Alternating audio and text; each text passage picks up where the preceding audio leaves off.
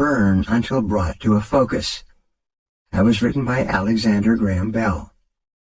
Between where you are today and any goal or objective that you want to accomplish, there is one major constraint that must be overcome before you can achieve that major goal.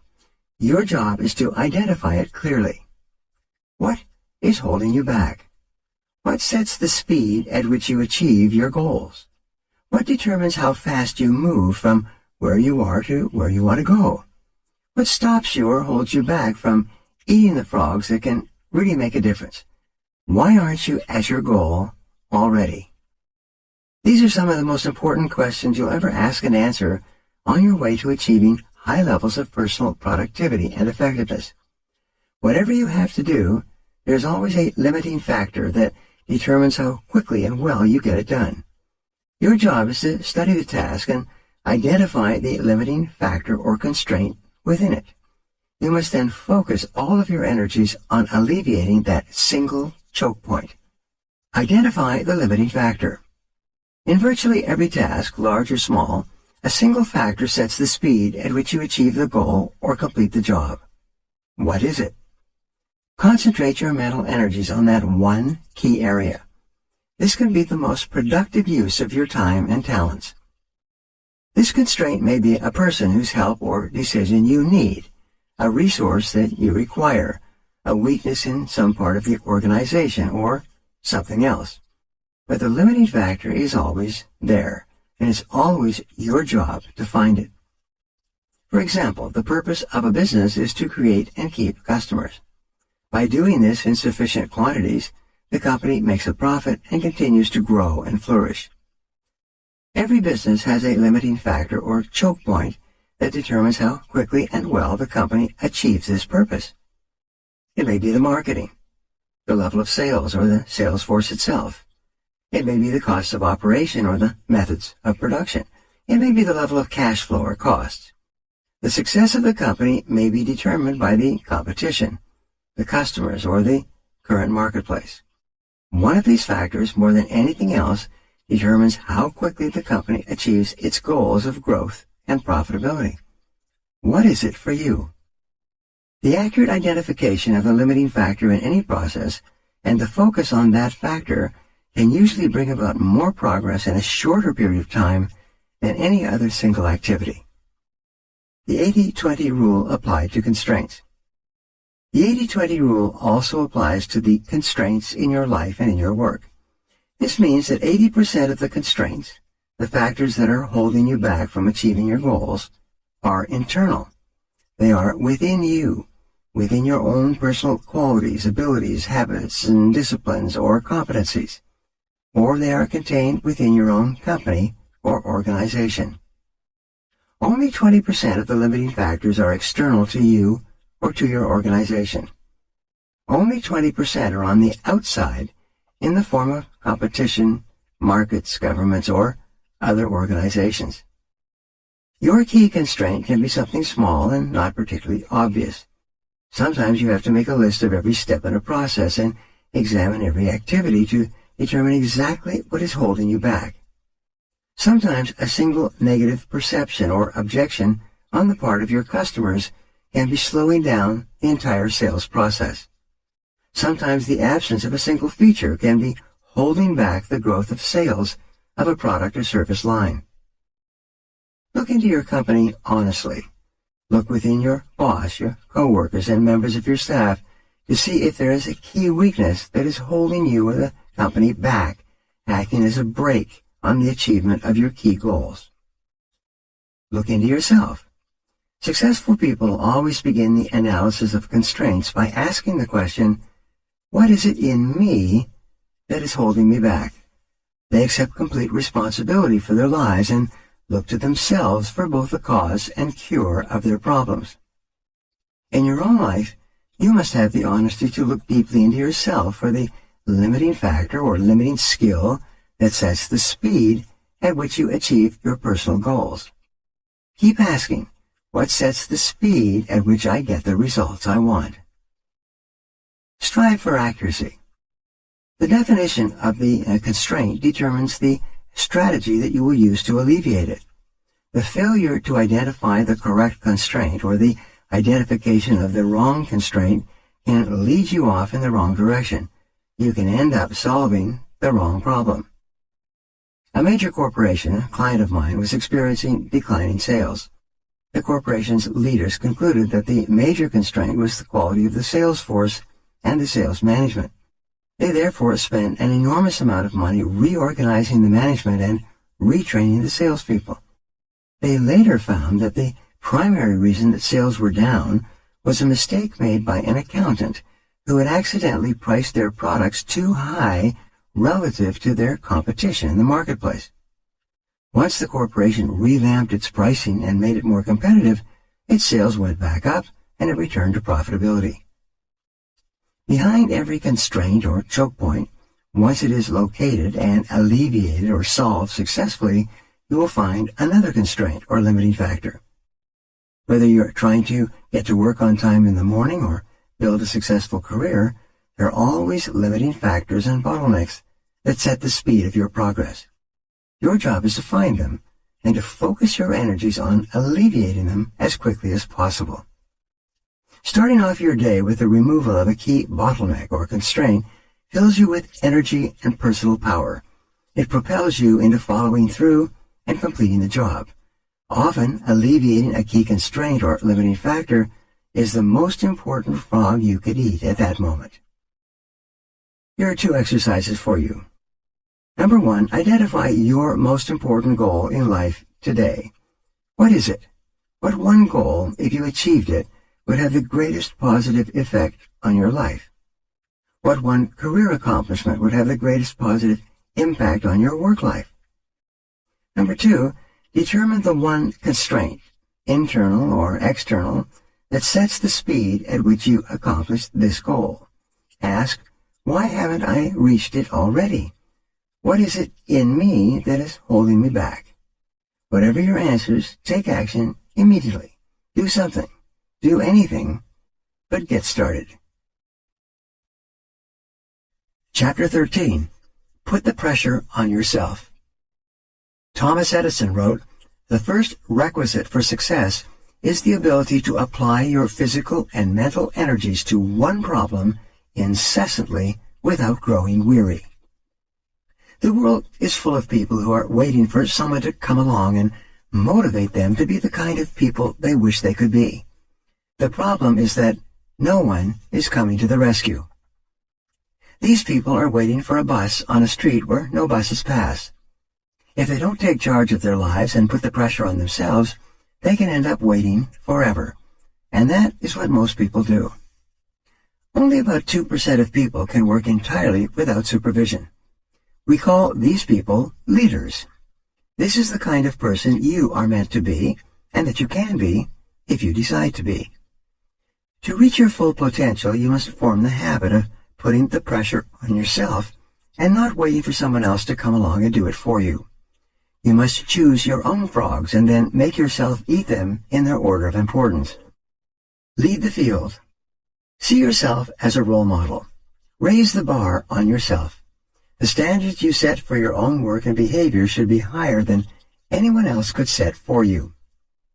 Make a game of starting a little earlier, working a little harder, and staying a little later. Always look for ways to go the extra mile and do more than you are paid for. Your self-esteem has been defined by psychologist Nathaniel Branden as the reputation you have with yourself. You build up or pull down your reputation with yourself with everything that you do or fail to do. The good news is that you feel better about yourself whenever you push yourself to do your best. You increase your self-esteem whenever you go beyond the point where the average person would normally quit. Create imaginary deadlines. One of the best ways for you to overcome procrastination and get more things done faster is by working as though you only had one day to get your most important jobs done. Imagine each day that you have just received an emergency message and that you will have to leave town tomorrow for a month. If you had to leave town for a month, what would you make absolutely sure that you got done before you left? Whatever your answer, Go to work on that task right now.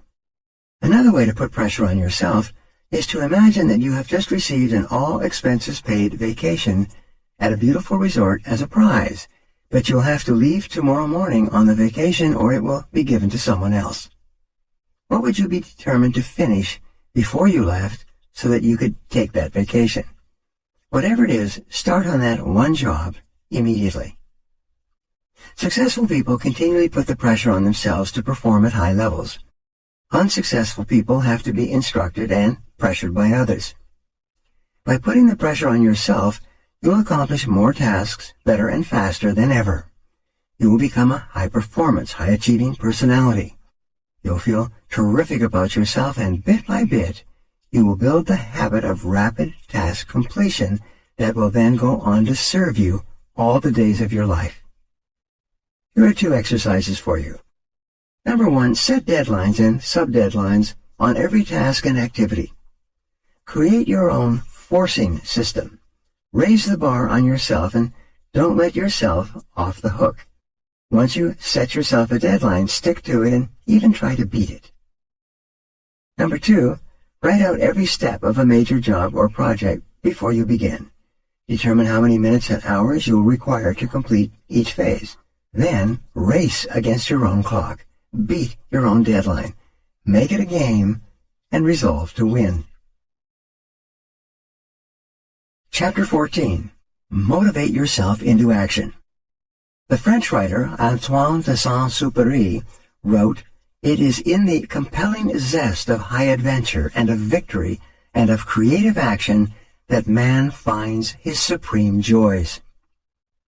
To perform at your best, you must become your own personal cheerleader.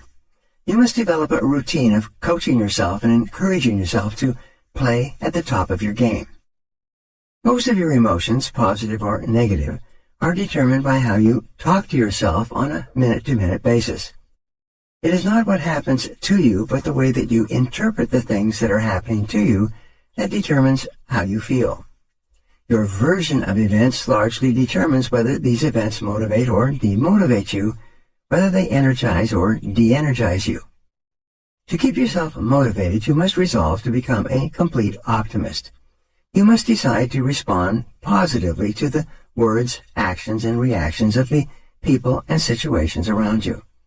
You must refuse to let the unavoidable difficulties and setbacks of daily life affect your mood or emotions. Control your inner dialogue.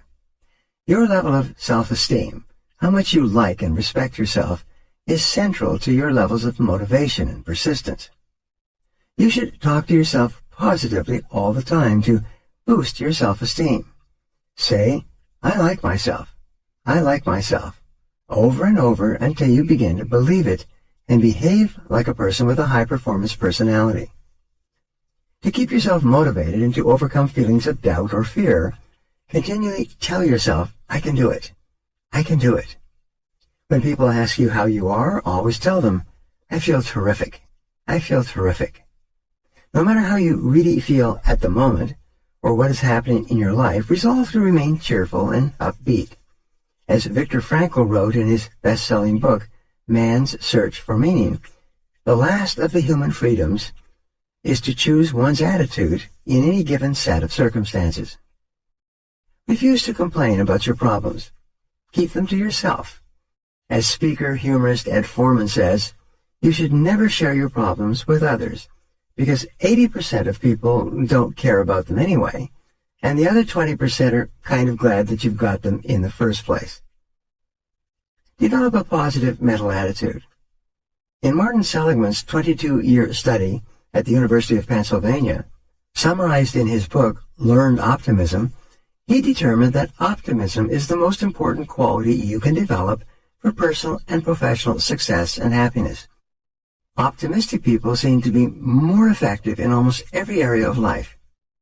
It turns out that optimists have 4 special behaviors, all learned through practice and repetition.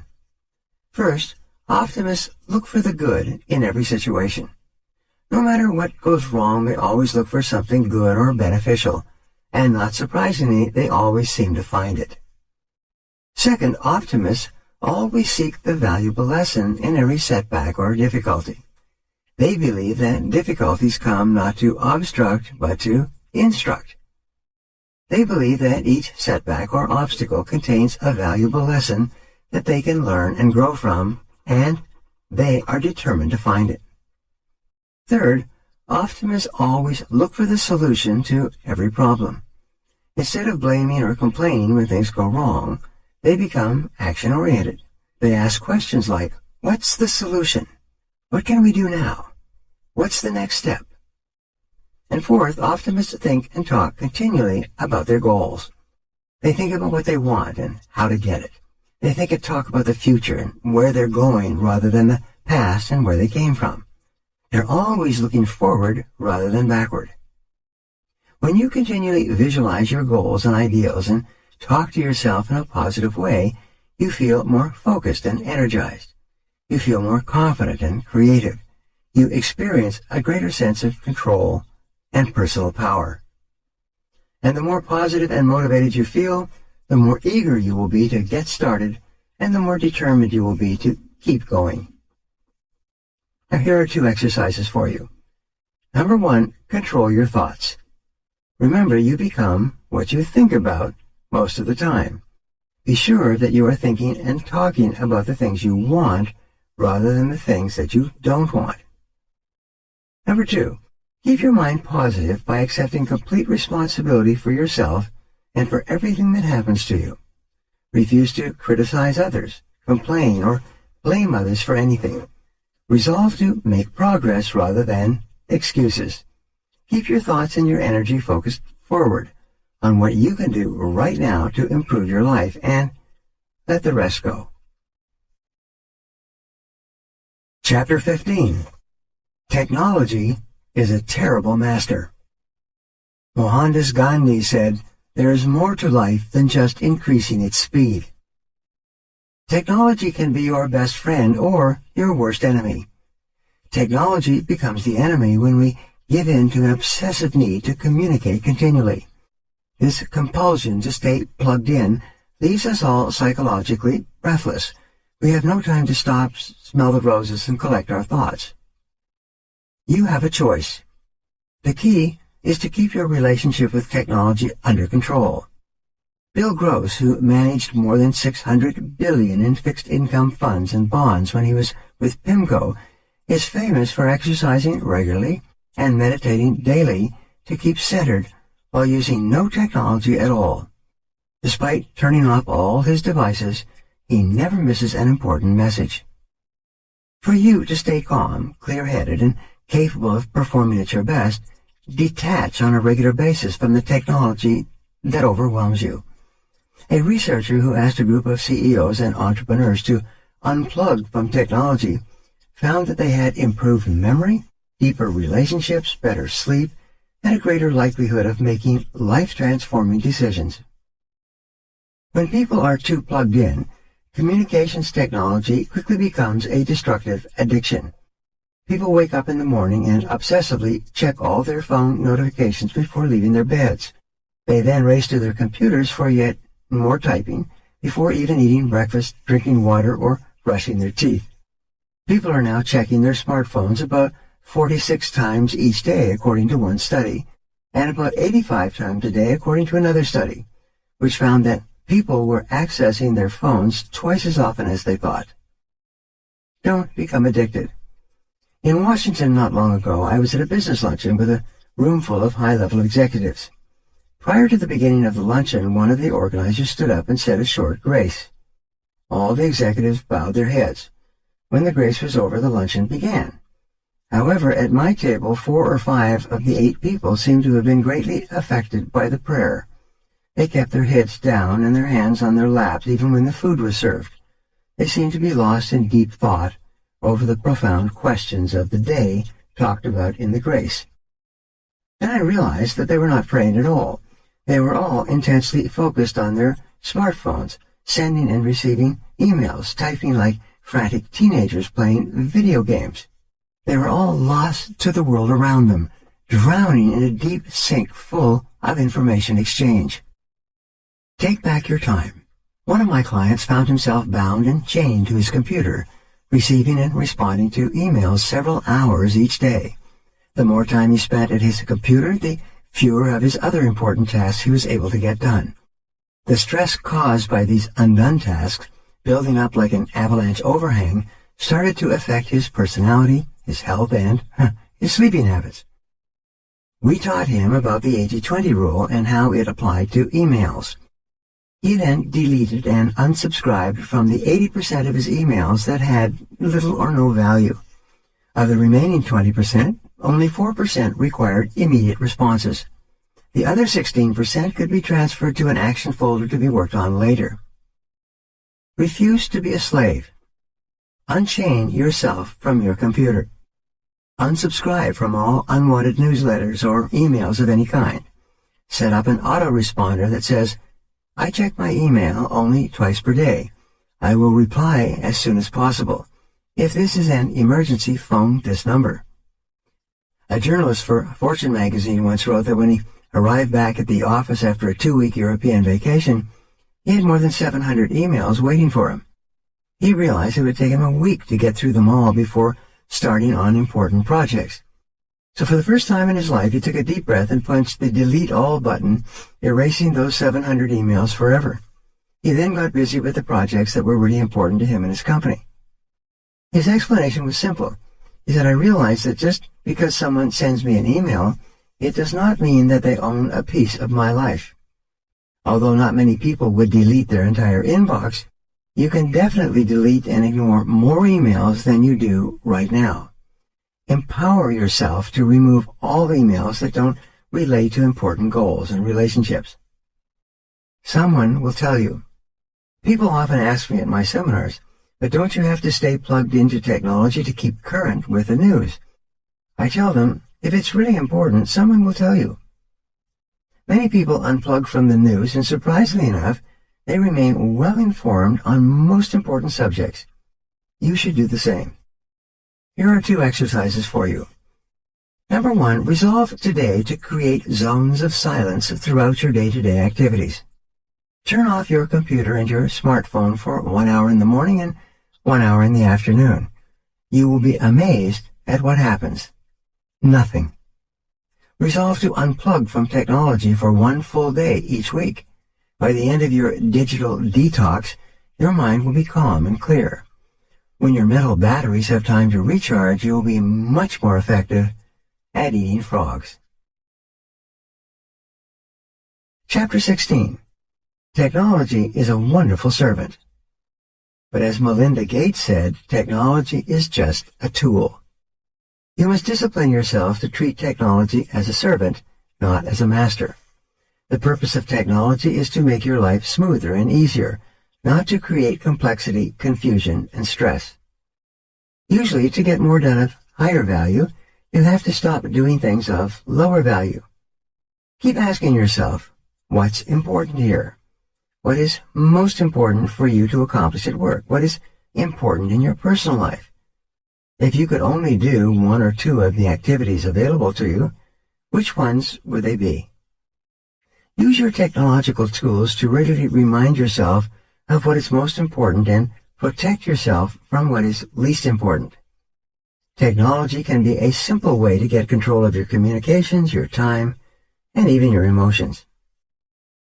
Take control of your communications. Clear your digital workspace as you would your physical desk. Clear every program not needed for the task at hand. Block the websites that distract you the most. Make sure that only the communication channels you need to complete your task are open. Most tasks require some communication, but having 10 different ways to communicate is overkill. Once only relevant information is visible on your screen, arrange your windows for perfect workflow. Show your smartphone who's boss by disabling all notifications, both audio and visual. This is an important step toward checking your phone on your own schedule and thus regaining control of your life.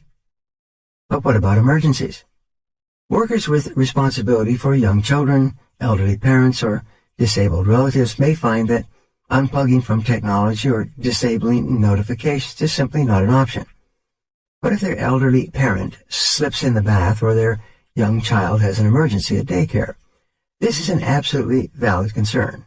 The solution, however, is not to be available to everyone at all times. Rather, create a phone number, an email address, or another communication channel that only the caretaker of your loved one knows about. Leave that channel open and reserve it for emergencies. If you desire, you can do this for your work life as well. Give your boss or key clients a way to reach you that no one else has. You could also program your email manager to automatically sort emails from your most important work relationships into a read first folder. In other words, segment your communication channels so that only frogs can hop into your castle of concentration. Take control of your time. Your calendar makes a wonderful servant, but a terrible master. Never automatically click accept on a digital invitation. Ask yourself if the invitation really fits your priorities before pressing the button. Schedule large blocks of time for task completion into your calendar as if they were appointments.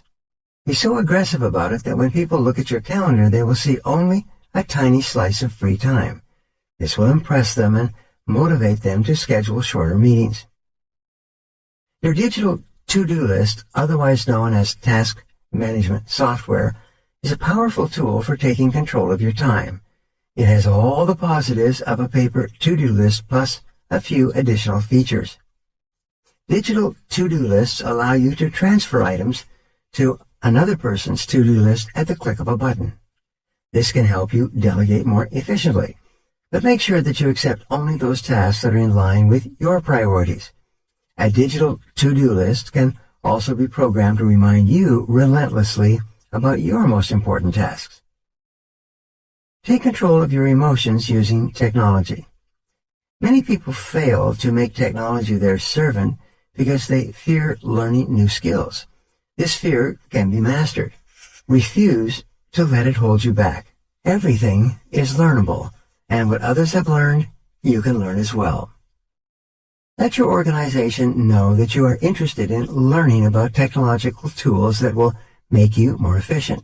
If you have a friend, family member, or coworker who is a tech whiz, learn everything you can from that person. Above all else, avoid the phrase, "I can't." Technology is no longer optional. It's just as important as reading, writing, and arithmetic. And the idea that only certain kinds of people are good at technology is a myth. No matter your age, race, or gender, you have the power to master technology. If you do become frustrated, just remember that it happens to everyone. Even expert programmers who are paid hundreds of dollars an hour will sometimes be frustrated by technology. When you make technology your servant, it can be a source of positive, motivating emotions and increased productivity. Post your most important stretch goal on social media and promise your followers that you will achieve that goal. Update them daily on your progress so that if you skip a day or slack off, everyone will know. Posting on social media about your progress is a great way to reward yourself for making headway on long-term projects. When the payoff is far in the future, it can be hard to stay motivated, so getting likes or hearts from your followers on your daily updates can be a way to achieve a mini payoff. You can even seek out people in your field on social media and compete with them to see who can eat the most frogs.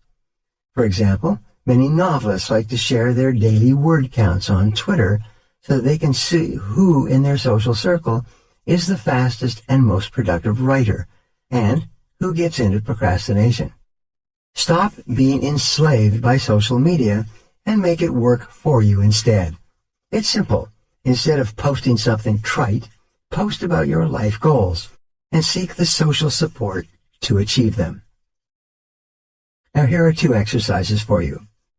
Number 1, resolve today to turn off all notifications except for your emergency channels. Create special areas in your digital life for your most important tasks. Number 2, resolve to research and install one piece of software or one app that will help you to be more efficient and focused in the future. Chapter 17. Focus your attention. Jiddu Krishnamurti wrote, All of life is the study of attention. Where your attention goes, your life follows.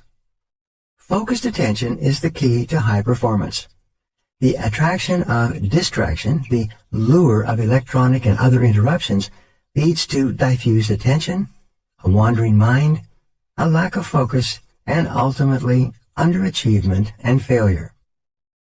Current research proves that continuously responding and reacting to emails, telephone calls, and texts, and instant messages has a negative effect on your brain, shortening your attention span and making it difficult, if not impossible, for you to complete the tasks upon which your future and your success depend. Developing an addiction. When you check your email first thing in the morning, or when you respond to the bell or other sound that indicates an incoming email or message, your brain releases a tiny shot of dopamine. This shot gives you a pleasant buzz. It stimulates your curiosity and causes you to react and respond immediately. You instantly forget whatever else you were doing and turn your full attention to the new message. Like the sounds of bells ringing when you win while playing a slot machine, the sound of the email or instant message triggers the reaction of, "What did I win?" You immediately stop your work to find out what your prize is. When you start your day with a few shots of dopamine triggered by your email or instant message bell going off, you find it extremely difficult to pay close attention to your important tasks for the rest of the day. You are addicted. The multitasking illusion. Some people believe that they can engage in multitasking, going back and forth between emails and important tasks. But people can focus only on one thing at a time. What they are really doing is called task shifting. They are shifting their attention back and forth like swinging a searchlight from one object to another. After an internet interruption, it takes about 17 minutes for you to shift your total attention back to your task and continue working.